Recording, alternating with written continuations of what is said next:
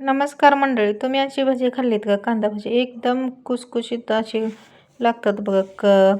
मस्त बनतात. कारण आपण नेहमी बेसन वापरतो. कांदा जास्त वापरायचा आणि तांदळाचं पीठ अर्धी वाटी वापरायचं. बेसन पीठ जास्त नाही वापरायचं. जास्त बेसन पीठ वापरलं का म्हणजे असे मऊच होतात, पण खुसखुशीतपणा येत नाही त्याला. तांदळाच्या पिठाने छान खुसखुशीतपणा येतोय बघा.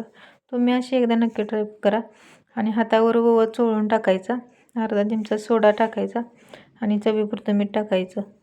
छान असं मिक्स करून घ्यायचं बघा. जास्त पण सोडा टाकायचा नाही. जास्त सोडा टाकला तर भजीही होतात बरं का, म्हणजे फिसकटतात सगळे तेलामध्ये. मस्त असं मिक्स करून घेतलं आणि थोडं थोडंच पाणी टाकायचं. जास्त पातळ नाही मिश्रण पाहिजे हे. कांदाच थोडा जास्त टाकायचा. अगोदर मीठ टाकून कांद्यामध्ये ठेवलं तरी जमतं, म्हणजे कांद्याला पाणी सुटलेलं आहे त्यामध्येच हे करायचं. पण पटकन करायचं असलं तर आपल्याला म्हणजे असं करावं लागतं. जास्त पाणी टाकलं तर त्यामध्ये पाणी पाणी होऊन बसते आणि कांदा जास्त वापरला का मस्त अशी कांदा भजी लागतात.